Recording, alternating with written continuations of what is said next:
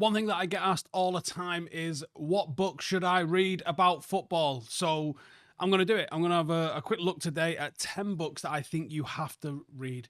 And if you love football, you really need to read these books. Whether you're into tactics, whether you're thinking about scouting, football business, or even the hidden side of the game, these books will completely change the way that you see football. I spent years reading about football, learning from the best tactical minds, uncovering the financial scandals, and trying to understand how the game really works behind the scenes. These are the best 10 football books that will take your football knowledge to another level. Let's get into it. Number 1, Inverting the Pyramid by Jonathan Wilson. This is the definitive book on football tactics. It explains how football has evolved from being like chaotic and long ball to very structured and systematic, like the sort of thing that you'll see from Pep Guardiola teams.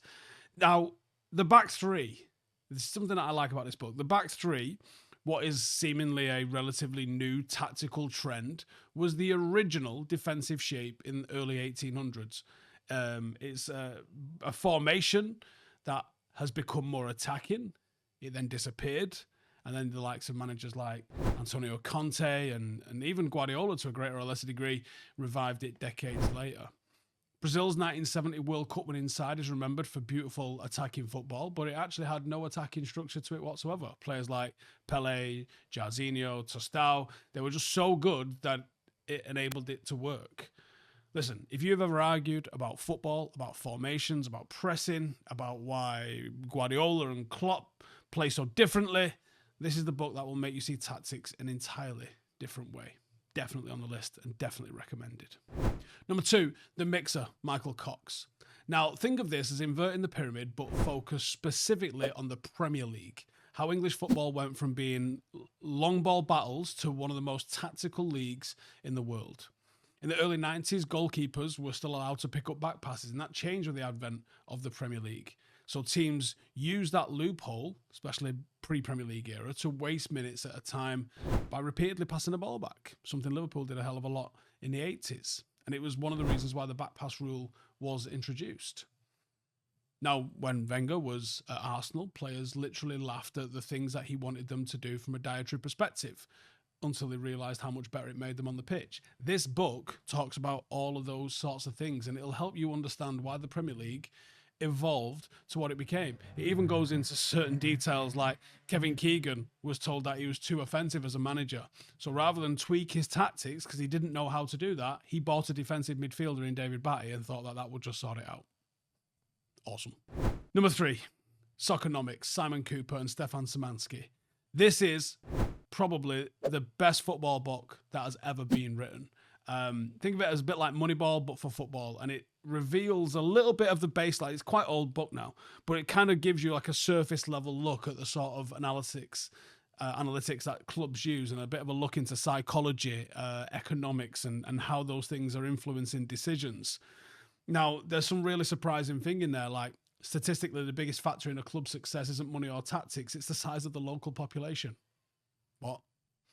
It's why small town clubs are going to ever struggle to compete long term and never really going to take on big city rivals. The local population is absolutely critical to why a team does big.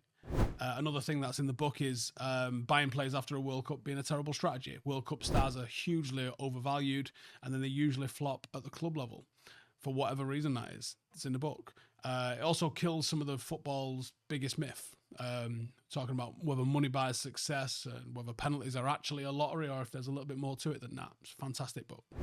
Another one, Das Reboot by Raphael Honigstein. Now, this is the story about how Germany rebuilt its footballing identity after failure, which led to their success in the 2014 World Cup. It's going to talk about how in the early 2000s, the talent pool was so bad that their World Cup final squad included players who had just been relegated with St. Pauli, and how Germany's transformation was not about luck, how it was a planned revolution with coaching academies, youth quotas, and a national team style of play that was enforced at every single level. And to me, this book, it's a fascinating story for starters, but it also proves that national teams aren't just about having golden generations, but they're built on structure and foresight for decades. It's one of my favourite books, and I've read it again and again, and I absolutely love it. Loads to learn on it. Second book from Michael Cox is Zonal Marking, which, unlike Inverting the Pyramid, which focuses on the sort of timeline of tactics, this book breaks it down different into why different countries play the way that they do. Why do Italians have this like defensive mindset? Why do Brazilians have this flair kind of mindset? You know, the Spanish tiki-taka actually is a Dutch style. It's not actually Spanish, and the Dutch in turn copied it from Hungary in the 1950s. And you know, there's other stuff in there about why Italian football defensive reputation isn't just cultural. It actually comes from military strategy with tactics influenced by old school war formations. It's in the book, right? Also, have you ever wondered why English football is as physical as it is, why Brazilians dribble as much as they do, or why the Italians genuinely love defending? This book breaks it all down in a really, really interesting way. It's a fascinating read. Number 6, The Barcelona Legacy by Jonathan Wilson, which is an incredible book and the worst titled book that's ever existed, because the Barcelona Legacy, if you're like, I don't really care about Barcelona, me either. This should be called The History of European Football, because it is weaved through Barcelona, but it's not really the Barcelona legacy. It's basically Johan Cruyff's legacy, but it even comes from before him. This book starts in the 1800s with Scotland versus, like, it's an incredible book. It's nonsense that it's called the Barcelona Legacy, but it talks about how Cruyff influenced football and modern football through Guardiola, through Mourinho, through the tactical battles that they've had, and every road kind of leads back to Johan Cruyff in some mad level, and it's a fascinating insight into how this got to be where it is. There's also some really interesting stuff in this book. José Mourinho applied for the Barcelona job when Guardiola got it, and he was rejected because of the defensive style that they thought that he had. It talks about how Cruyff's dream was always to build a team where no player needed to dribble because he thought that the positional play was far more effective. And if you want to understand the last 20 years of European football, where Pep and Mourinho and even Klopp are influenced, this book is key. And again, it should not be called the Barcelona Legacy. It's a horrendous title, but it's a fucking brilliant book. Number 7, The Club by Jonathan Clegg and Joshua Robinson. Now, this is the inside story of how the Premier League became the most powerful sports league in the world, and how TV money, foreign investment and branding turned it into the global phenom that it is. Now, the Premier League almost didn't happen. Some clubs refused to join because they thought that the FA Cup was still more important at the time. And it goes on to tell you about how in the early days, the Premier League had no foreign managers, why that was the case, and how now every team is pretty much coached by one.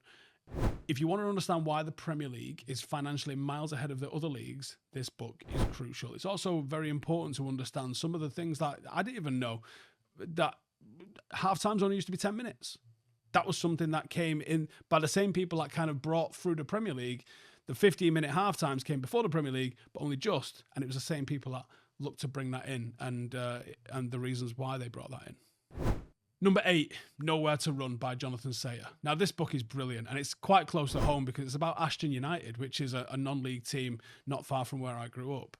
It's a funny book, and it's surprisingly emotional as well, and it talks about the running of a non-league club whilst juggling real life. And unlike the multi-millionaire owners in the Premier League, this is about football at the rawest level, where a good attendance means everyone's getting paid, and a bad attendance means that you might have to go to the bank and borrow some money. You know, your club officials have got full-time jobs. Players are working outside of having the job playing football. Sawyer's a comedy writer, and he's suddenly been tasked with helping run Ashton United, in which he's got zero experience in running a football club. He thought he was going to get involved in transfers and maybe be lent on a little bit for tactics, but he quickly learned that non-league football is about fundraising and volunteers and dealing with the rain and called off games. But the book does expose how ridiculous and unfair, to a certain degree, non-league football finances are. And a bad run could mean that the club goes under, because matchday revenue is the only thing that keeps the lights on. But if you love football beyond the bright lights of the Premier League, this book gives a really raw, honest, and actually hilarious look at what is all about in the grassroots side of stuff. So there's some soul to this book, and I don't know if I resonate because it's in Tameside. I don't know, but it is a great book, so check that out. Number 9, The State of Play by Michael Calvin. Now, this book explores the modern day realities of football, the mental health, the pressure, the coaching, and the life after retirement. You know, there's so many ex-players will struggle with depression and even addiction after retirement because they go from such an intense, structured environment to basically having no purpose in their life. And it looks at the mental toll on managers because it's brutal. The average managerial career in England is just 18 months long. And it goes on to sort of give you the reality that football isn't just about tactics and transfers, but it's about people and pressure and what happens when the game moves on without you. And it's a very, very real book that I think looks at the warts and all side of the game that I think we can all do with a little bit of perspective on sometimes. And number 10, Barca by Simon Cooper. Now, this book is about Barcelona, unlike Barcelona Legacy. But for Manchester United fans, this should be a must read because it goes into the business and the politics and the absolute chaos behind the scenes that led to Barcelona's financial collapse. At one point, Barcelona were so financially ruined that they couldn't afford the petrol for the team bus and they had to borrow money to pay wages. Think about that. Barcelona became the first club to turn over $1 billion and be $1 billion in debt at the same time. And they also spent $1 billion on transfers that completely failed. This book looks at how bad leadership can ruin even the biggest of clubs. Manchester United fans should be acutely aware about that anyway, but it's a fascinating read and it kind of explains some of the levers that they pulled and how they've managed to do certain things. But it's a fascinating book. Definitely one to read. Let me know which of these books you've read. Which of these books you would like to read. Let me know in the comments, and if I've missed a book, let me know which of those you think should be on the list. I could probably do like 5 different versions of this because I've got so many books that I enjoy reading. I just thought I'd give you them 10. Some on tactics, some on the business side of things, and no autobiographies in here. And I could do 10 football autobiographies actually because that'd be a good one. Make sure you're subscribed. Cheers for tuning in, and I will put a link to all of these books on Amazon in the description below. Cheers for tuning in. See you in a bit.